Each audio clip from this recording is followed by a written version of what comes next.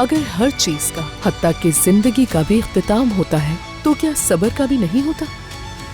जब वो हद आ जाती है तो सबसे साबिर इंसान भी अपनी आग भड़का देता है। वो सब कुछ राख करके खामोशी से चला जाता है। उसके बाद हर कोई अपनी अपनी हकीकत के साथ अकेला रह जाता है।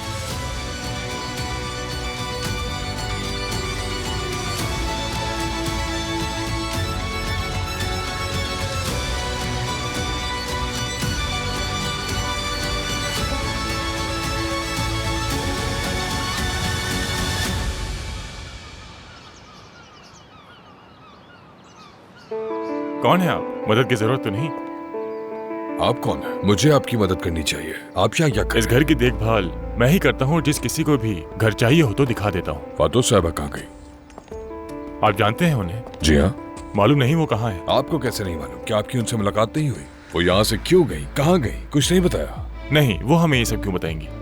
कुछ दिनों पहले ही चली गई थी वो यहाँ से, और ये घर भी उन्होंने किसी जरूरतमंद को खैरात में देने को कहा। खैरात में दे दिया? आपको यकीन है? आप सच कह रहे हैं क्या आप वाकई उनसे नहीं मिले? क्या आपको कुछ नहीं मालूम? जी मैं बिल्कुल सच कह रहा हूँ। हद हो गई।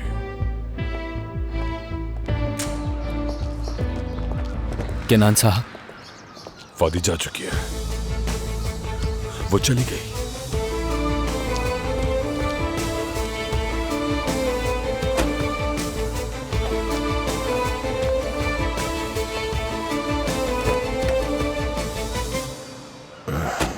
फादी, आप ठीक है ना केनान साहब? हद हो गई है। उसने सिर्फ घर नहीं बदला, अपना नंबर भी बंद कर दिया उसने। नंबर बंद करने का क्या मतलब है, मैं समझ नहीं पा रहा। आप बिल्कुल ठीक कह रहे हैं। फौरन पता लगाओ कि फादी कहाँ है। मालूम करो वो कहाँ गई है, क्या कर रही है। ठीक है, आप बिल्कुल फिक्र मत करें। बाहर अगर कुछ जरूरी नहीं है तो बाद में बात करेंगे। केनान साहब, ये जरूरी है। अच्छा बताओ क्या बात है। औजान साहब के वकला और आपके वकील के साथ एक मीटिंग है, मैंने आपको याद दिलाने के लिए कॉल की है। अच्छा ठीक है, मैं क्लब आ रहा हूँ। हाँ सुनो, बाहर फादी के बॉस के साथ फौरन अपॉइंटमेंट फिक्स करो जल्दी। ठीक है केनान साहब। हम क्लब जा रहे हैं। जी ठीक है। मुझे छोड़ने के बाद तुम फौरन फादी को तलाश करोगे, तुम्हारा और कोई काम। ठीक है केनान साहब।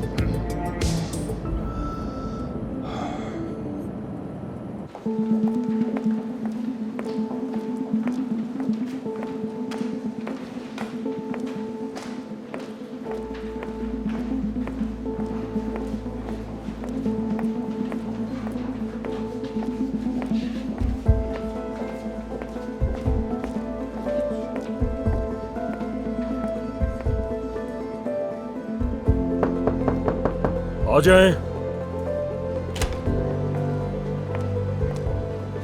जाए, आ जाए फातुह साहब, मैं आपको ही बुलाने वाला था।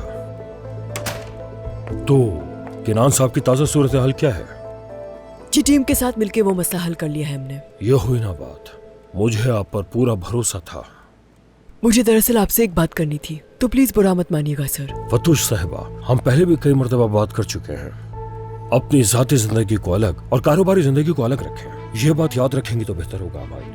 नहीं नहीं सर, शायद आपने मुझे गलत समझ लिया है। प्रोजेक्ट की बात नहीं कर रही मैं इस दफा कुछ और कहना चाह रही थी आपसे सर। काम के ऊपर मैंने अपनी जाती जिंदगी को कभी भी हावी नहीं होने दिया है सर। हाँ ये बात सच है कि अपनी जाती जिंदगी में कुछ गलत फैसले किए हैं मैंने, लेकिन काम को लेकर कोई मुझ पर इस तरह का इल्जाम लगाए ये मुझे कबूल नहीं है।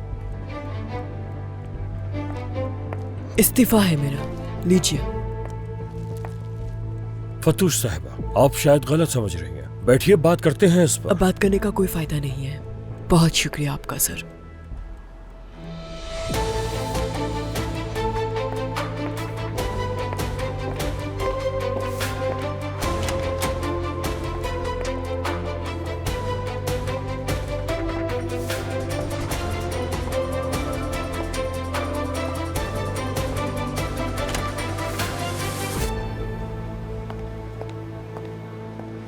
हेलो।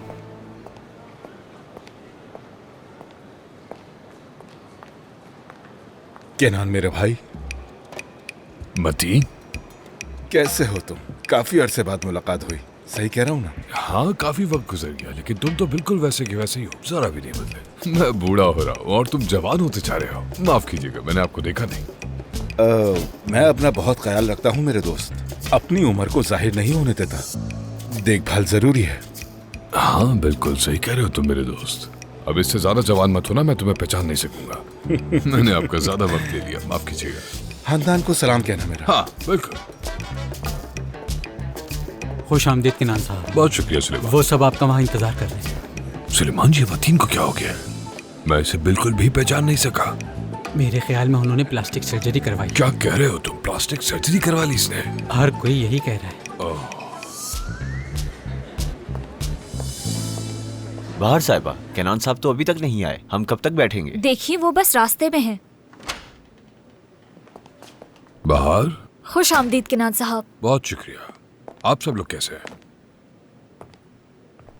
हेलो, खुश आमदीद। हम आप ही का इंतजार कर रहे थे केनान साहब।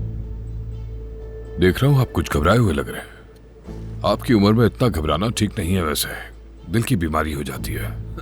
मेरे लिए एक ड्रिंक ले आओ। जी। तो फिर क्या हम शुरू करें? जी जी बिल्कुल, शुरू कीजिए। देखिए केनान साहब, आपका उजान साहब के साथ ताल्लुक और सूरत हाल हम सबको मालूम है, और मुझे अपने वकील के साथ इस हर जाने वाले मसले को हल करना ठीक है, इसीलिए तो आया हूँ मैं। बताइए क्या कहना है। अब मैं आपको सब कुछ तफसील से बताऊं। शुक्रिया। उजान साहब ने मुआहदा खत्म कर दिया है, क्योंकि आपने शराइत की पाबंदी बिल्कुल भी नहीं की। ताहम कुछ जुर्माने की शराइत भी हैं। जैसा कि आप देख सकते हैं, आप मेरे मुवक्किल उजान साहब के 71 मिलियन हर्जाने के मकरूज हैं। तो उजान साहब अपनी बेसब्री का इल्जाम मुझ पर डालने में बिल्कुल भी हिचकिचाहट महसूस नहीं करते। केनान साहब, बदकिस्मती से हम इस मकाम पर पहुंच चुके हैं कि हमें जुर्माने की शराइत के मुताबिक ही आगे बढ़ना होगा। तो बताइए आप क्या कहते हैं? तो बात वाज़ेह है, तमाम सूरत हाल सामने है। जब तक हम फाइल्स अच्छी तरह देख नहीं लेते और आपकी शराइत क्या हैं ये जान नहीं लेते, तब तक ये मुआहदा कबूल करना मुमकिन नहीं। हम पहले आपकी फाइल्स का जायजा लेंगे। अगर सब कुछ ठीक हुआ तो फिर बात ठीक है, बिल्कुल। इसके बाद आपको मेरी जरूरत नहीं है। ये सारे काम आप मेरे वकील के साथ निपटा सकते हैं। अगर मजीद कुछ नहीं कहना तो आप लोग यहाँ से जा सकते हैं, मैं रोकूंगा नहीं। चलिए। उजान साहब को बता दीजिएगा कि वो अकेले नहीं है जिनके साथ मैं काम करता हूँ। मैं और भी बहुत सारे लोगों के साथ काम करता हूँ। जो हर्जाना वो मांग रहे हैं, मैं उससे कहीं ज्यादा अदा कर सकता हूँ। बहुत शुक्रिया। आपका भी। ये क्या था? हर्जाने से डराएंगे ये लोग मुझे? मैं एक कामयाब बिजनेसमैन हूँ। अगर आज मैं केनान बरान का नाम लूं तो बहुत सारी कंपनियां खड़ी हो जाएंगी। क्या मैं गलत कह रहा हूँ? मेरे पास सरकारी मुआहदे भी हैं। ये मामूली सा हर्जाना अदा करना मेरे लिए आम सी बात है। मगर केनान साहब, देखो, मैं ऐसे लोगों के साथ काम करना पसंद नहीं करता। ये काम तुम खुद ही कर लिया करो, समझे?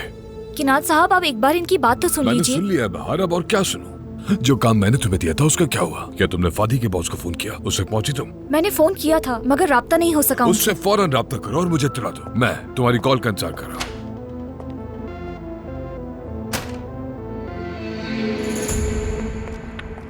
आपा? हाँ फादी, हम तुम्हारे लिए बहुत फिक्रमंद हो रहे थे। क्या तुमने अपने बॉस से बात की? जी जी आपा, बात कर ली है मैंने। इस्तीफा दे दिया है। इस मसले से भी जान छूट गई। ऑफिस से निकल गई हूँ, बस रास्ते में थोड़े बहुत काम है, वो करके आ जाऊंगी घर। अगर आपको किसी भी चीज की जरूरत हो तो बता दें, मैं लेकर आ जाऊंगी। परेशान मत होइएगा। नहीं नहीं, हम तकरीबन सारे काम कर चुके हैं। ज्यादा काम नहीं था फादी, फिक्र मत करो। ठीक है, बाकी जो काम रह गया होगा वो मैं कर लूंगी। फिर मिलते हैं। ठीक है आपा, खुदा हाफिज।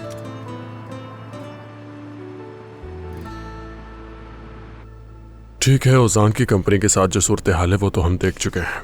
बाकी कॉन्ट्रैक्ट्स के बारे में बताएं मुझे। हालात संजीदा हैं, इनको संभालना मुमकिन नहीं हमारे लिए। केनान साहब की जो हालत है वो दिन ब दिन हमें खतरे में डाल रही है।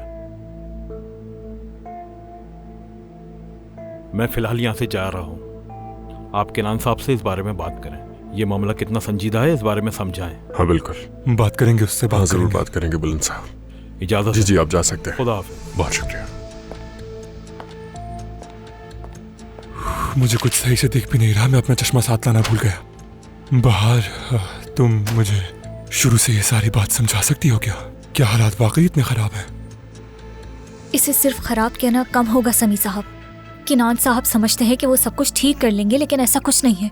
बात अगर सिर्फ औजान साहब की होती तो कोई मसला नहीं था। उन्होंने सरकारी टेंडर्स पर भी कोई तवज्जो नहीं दी। उनके पास वक्त नहीं है, वो संजीदा नहीं ले रहे। ये आदमी इस हालत में कैसे पहुंच गया है समझ नहीं पा रहा हूँ मैं। मुझे लगता है हर जाना अदा करने की वजह से हम अपना बहुत कुछ खो देंगे।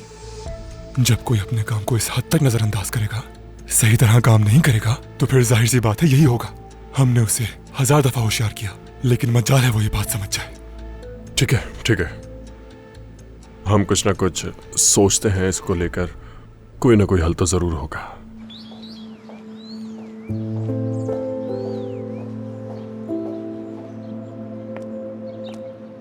ये ओढ़ लो, कहीं ठंड ना लग जाए। ठंड हो गई है। हाँ।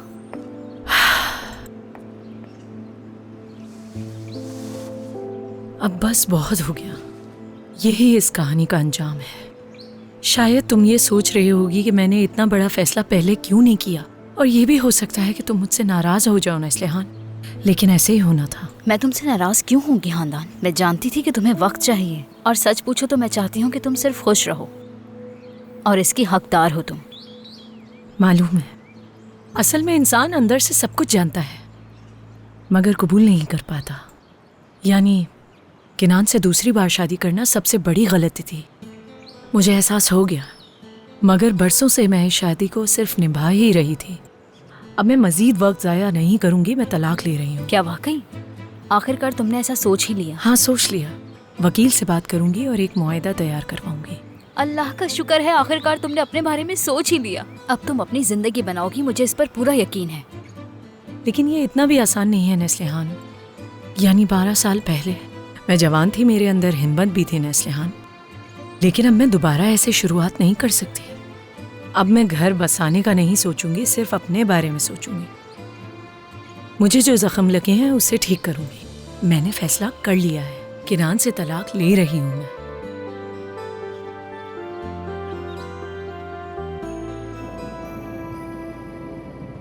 क्या तुमने चौकीदार से बात की? जी की थी किनान साहब। क्या कहा उसने? उसे भी कुछ नहीं मालूम। हद हो गई। आप फिक्र न करें, मैं उसका पता लगा लूंगा। कहाँ जा सकती है वो? हवा में तो गायब नहीं हो सकती। इतना वक्त किस बात का? किनान साहब, चूंकि उसने किसी को कोई मालूमात नहीं दी, इसलिए थोड़ा वक्त लग रहा है।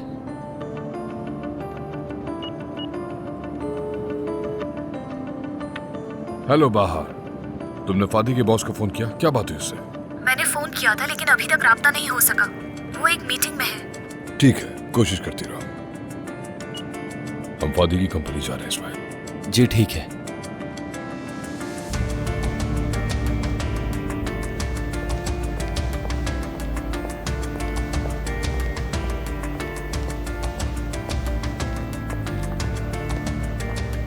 किनान साहब, खुश आमदीद। बहुत शुक्रिया। क्या अपॉइंटमेंट ली थी आपने? नहीं, क्योंकि आप लोगों से अपॉइंटमेंट लेना बहुत मुश्किल है। रुके सर, पहले मैंने बता तो दूं। जरूरत नहीं, मैं खुद ही फोन कर चुका हूँ। गिंजे साहब।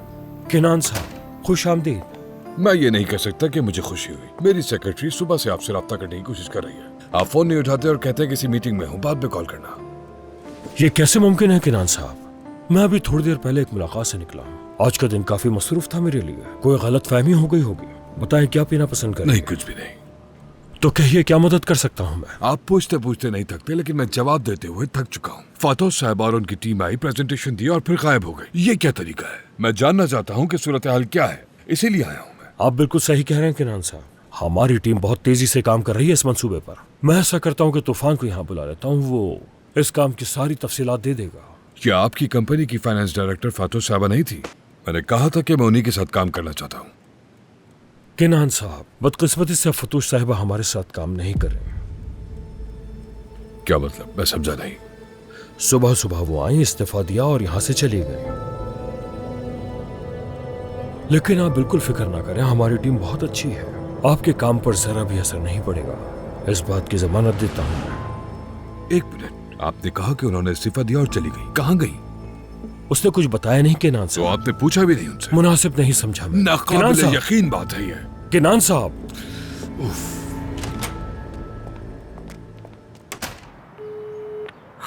हेलो चंगेज, यार मैं तुमसे इल्तिजा कर रहा हूँ, तुम्हें मुझे बचाना होगा दोस्त। मेरा करियर खत्म होने वाला है, अब तुम्हारे हाथ में है सब। क्या कह रहे हो? क्या तुम्हारा ड्राइविंग करियर? हाँ, मेरा करियर। आज मेरा आखिरी दिन भी हो सकता है। तुम्हें मेरी मदद करनी होगी। फजूल बात मत करो इस्माइल, किनान साहब तुम्हें कभी नहीं निकालेंगे।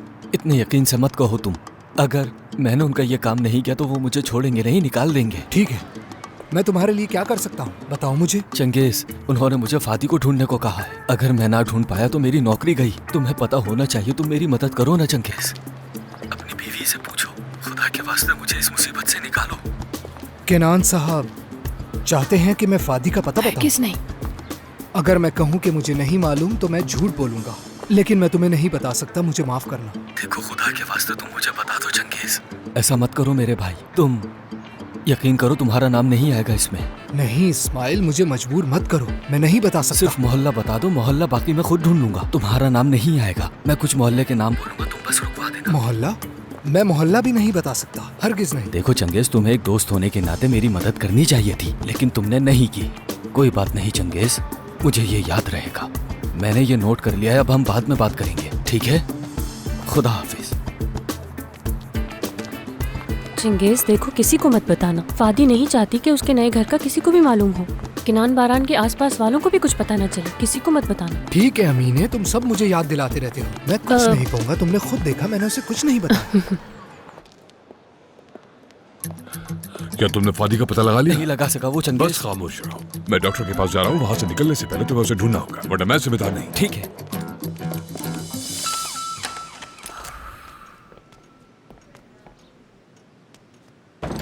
भाई खुशामदीद। आपका इंतजार कर रही थी, दरवाजे पर नजरें थी मेरी। बहुत शुक्र है तुम्हारा हुलिया, इतना इंतजार क्यों कर रही थी? और क्या हो सकता है भाई, फतूश के बारे में सोच रही थी। पता नहीं क्या कर रही होगी, कैसी होगी वो। हाँ वो ठीक है, खैरियत से हैं, आप फिक्र मत करें। क्या वाकई में वो ठीक है? मुझे सुन के बहुत खुशी हो रही है। ओ, घर का बताओ ना कैसा ये तो है? बहुत अच्छा है। वो नए घर में रहने लगी होगी, खुश होगी हाँ, ना? हाँ, बिल्कुल। घर का सामान भी सेट कर दिया होगा, हवादार भी होगा घर, है ना? रोशनी भी आ रही होगी। मैं सोच रही हूँ कि कॉफी पीने चली जाऊँ उसके घर। सच में घर कहाँ है उसका? तुम्हें पता है वो कहाँ है हुलिया? वो इसी गली में है। काफी तजस्सुस हो रहा है तुम्हें, क्या तुम वाकई जाना चाहती हो? अगर मुझे मालूम होता तो मैं चली जाती, तुम तो मुझे जानती हो। तुम जरूर जाती। ठीक है, अब तंग करना बंद कर दो ना, मुझे बता दो ना उसका घर कहाँ है। ठीक है, बाद में बता दूंगी। अच्छा ठीक है, अब तुम आ गई हो तो मैं बाहर जाना चाहूंगी, ताज़ा हवा जो लेनी है मुझे। हाँ ठीक है, जाओ। उमर के आने से पहले आ जाओगी ना? हाँ बिल्कुल आ जाऊंगी, आ जाऊंगी, जल्दी आ जाऊंगी। ठीक है, देखभाल के जाना। हाँ ठीक है। काशिफ,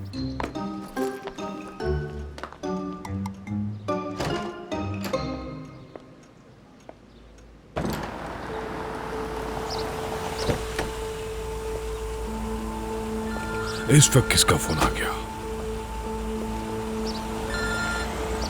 हाँ बोलो हंदा। किनान, मुझे तुमसे एक बहुत जरूरी बात करनी है। हंदान में थोड़ा मसरूफ हूँ, अगर जरूरी नहीं है तो हम बाद में बात करेंगे। क्या आज रात डिनर साथ कर सकते हैं? नहीं आज नहीं, मैं बहुत मसरूफ हूँ, हम किसी और दिन कर लेंगे, ठीक है? तुम कैंसिल नहीं कर सकते? हंदान मैं तुमसे क्या कह रहा हूँ और तुम क्या बोले जा रही हो? 4 लोग मुझे चारों तरफ से खींच रहे हैं। मुझे पहले ही बहुत मसाइल है, मेरे साथ और मसले पैदा मत करो। डिनर किसी और दिन करते हैं। मैं डॉक्टर के पास हूँ, अभी फोन रख रहा हूँ, चलो।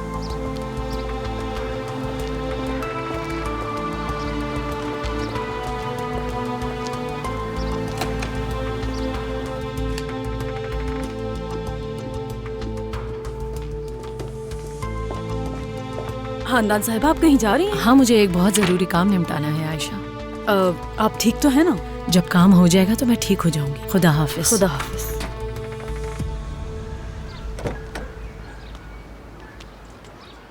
जल्दी करो इस्माइल, एक बार फिर दोहरा लेता हूँ कि मुझे उससे क्या कहना है। हेलो गुल्लू साहिबा, फतूश साहिबा की फाइलें गाड़ी की डिग्गी में रह गई थी, मैं वो देने आया हूँ। अगर वो पूछे कौन सी फाइल तो मैं क्या कहूँगा? तुम क्या कहोगे इस्माइल? बैंक के कागजात। ठीक है, मैं कहूँगा बैंक के कागजात, यही ठीक रहेगा। चलो इस्माइल चलो, बैंक के कागजात। हाँ ठीक है।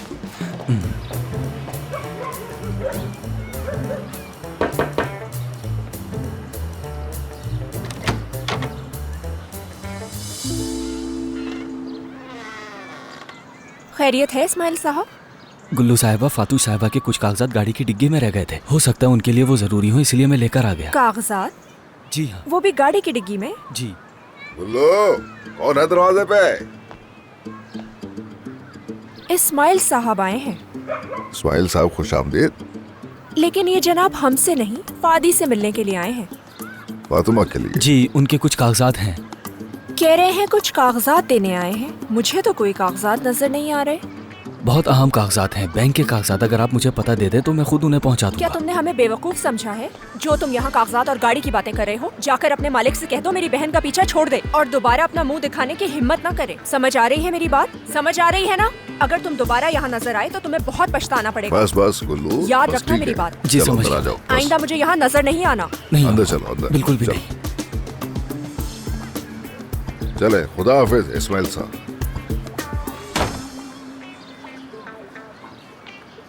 ये कैसा खानदान है, वाकई कैसा खानदान। इन लड़कियों को बड़ी उम्र के आदमी पसंद है। मैं क्या करूं बताओ? गुल्लू साहिबा हो या फातूश साहिबा, दोनों एक जैसी हैं। अब कैसे ढूंढूंगा मैं फातूश को? इस्माइल साहब कैसे हैं आप? क्या मुझसे मिलने आए थे? अंदर चले, कॉफी पिलाती हूँ ना आपको। नहीं, बहुत शुक्रिया आपका। मैं बस अभी डांट खाकर ही निकला हूँ। क्यों, क्या हुआ है? क्या मैं आप पे भरोसा कर सकता हूँ? हाँ, बिल्कुल। देखिए, दो मोहब्बत करने वालों को मिलाना एक बहुत बड़ी नेकी का काम है ना? मैंने पहले भी पूछा था कि फातूश साहिबा कहाँ है, मगर उन्होंने नहीं बताया। केनान साहब की हालत बहुत खराब है, वाकई बहुत खराब। वो उन्हें हर जगह ढूंढ रहे हैं। अगर आपको मालूम है तो आप ही मुझे बता दें, मैं सुकून में आ जाऊंगा। प्यार करने वालों को कभी अलग नहीं करना चाहूंगी मैं। फातूश साहिबा का हाल ठीक नहीं क्या है। मतलब? बहुत परेशान है वो बेचारी। केनान साहब भी ऐसे ही हैं, वो भी बिल्कुल टूट चुके हैं। तो ये एक नेकी का काम है। मोहब्बत करने वालों को जुदा करना गुनाह है और उन्हें मिलाना सवाब। अगर हम ये सवाब मिलकर कमा ले तो कैसा रहेगा? हम एक बड़े गुनाह से बच जाएंगे। हाँ, तो फिर आप क्या कहती हैं? अगर आप मुझे बता दें तो सबको सुकून मिल जाएगा। हाँ, ठीक है। तो फिर जल्दी बताइए मुझे। मगर मुझे नहीं मालूम। नहीं मालूम? मुझे भी नहीं बताया उन्होंने। क्या वाकई में? वो लोग जानते हैं लेकिन मुझे नहीं बताया। ठीक है, कोई बात नहीं, आप ना बताएं। लेकिन अगर मालूम होता तो क्या आप बताती? मोहब्बत करने वालों को मिला। ठीक है, इसीलिए तो उन्होंने आपको नहीं बताया। अफसोस है, बहुत शुक्रिया। अगर आप कहती हैं तो मैं आपको घर तक छोड़ देता हूँ। नहीं, पहुँच गई घर पे। बहुत शुक्रिया। बहुत शुक्रिया आपका। आप एक बहुत अच्छी इंसान हैं।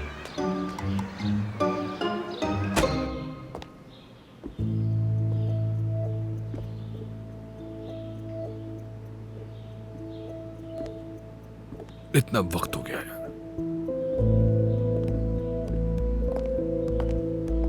तूने साहिबा, मुझे और कितना इंतजार करना होगा? किनान साहब, मैं आपको पहले ही कह चुकी हूँ, जैसे ही मरीज निकलेगा मैं आपको फौरन अंदर भेज दूंगी। हाँ, निकल गई वो। अच्छा।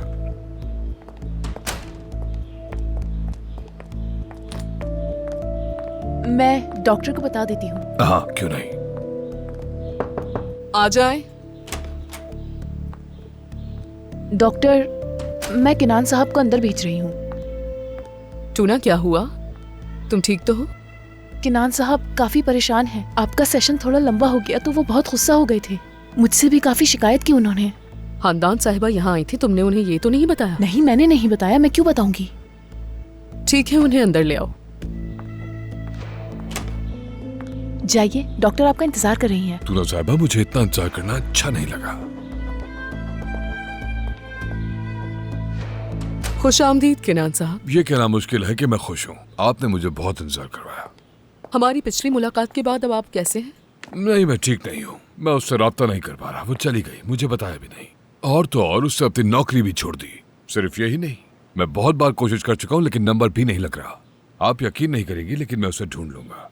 और ढूंढने के बाद क्या करेंगे? किसी को भी इस हद तक आजमाना नहीं चाहिए। वो मेरे जज्बात से खेल रही है, पता नहीं क्यों। मुझे डर है कुछ बुरा ना हो जाए।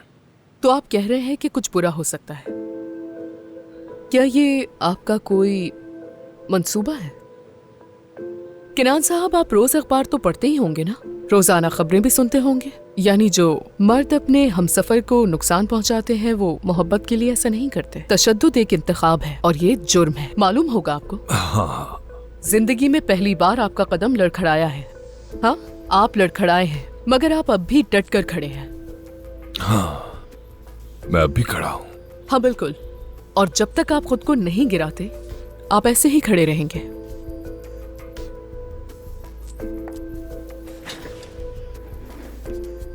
मेरी ख्वाहिश है कि हम मिलकर एक बिल्कुल नया केनान परान बनाएं। हाँ, मैं ऐसा आम इंसान हरगिज बनना नहीं चाहता।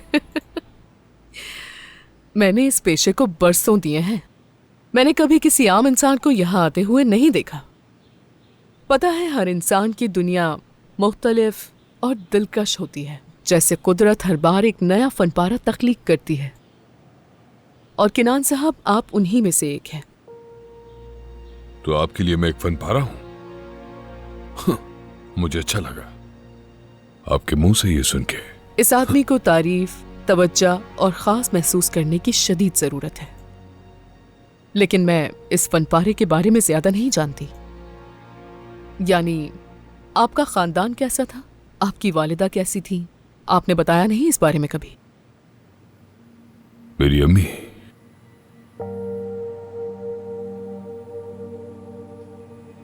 मेरी अम्मी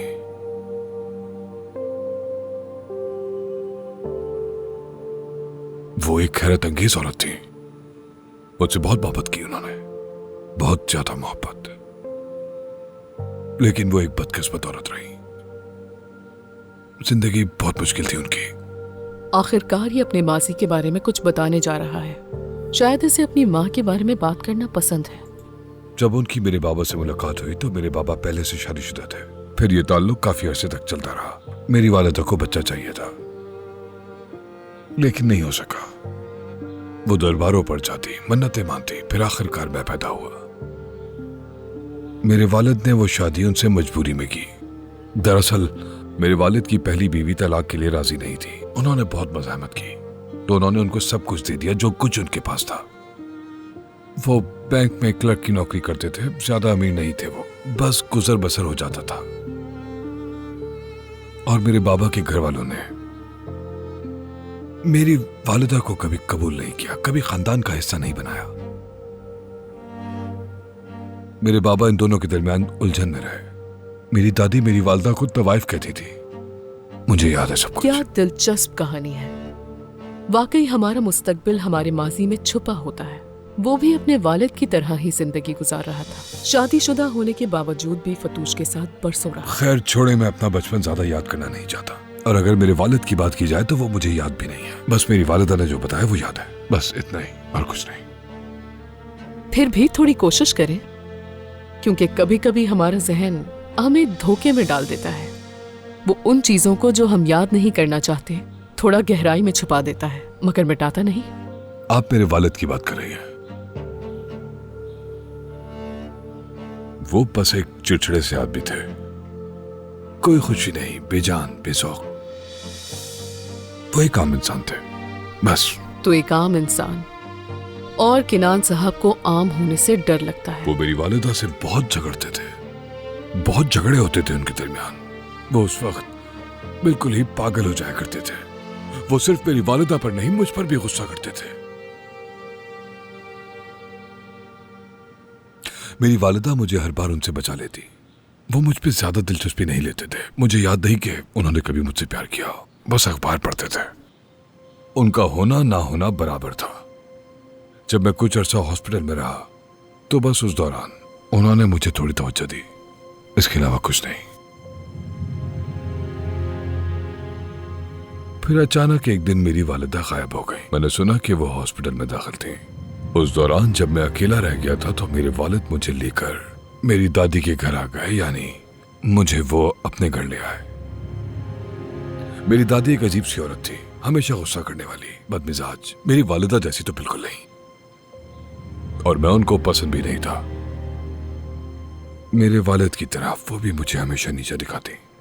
मैं वहां बहुत बीमार रहने लगा था, मुझे नहीं मालूम क्यों, लेकिन मुझे बुखार रहने लगा, मेरी तबीयत मुसलसल खराब रहने लगी, और फिर आखिरकार मेरे वालिद ने मुझे हॉस्पिटल में दाखिल करा दिया। अब पेंडोरा का डिब्बा खुल चुका है। शायद इसने बरसों तक ये डिब्बा इसलिए बंद रखा क्योंकि उन दोनों का दर्द बहुत गहरा था। हम सब के अंदर ऐसे डिब्बे होते हैं जो किसी कोने में छुपे रहते हैं, उस दिन के इंतजार में जब वो खुलेंगे। वो दिन बहुत मुश्किल थे। हॉस्पिटल में रहना आसान नहीं था। मैं रातों को चीख कर उठ जाता था।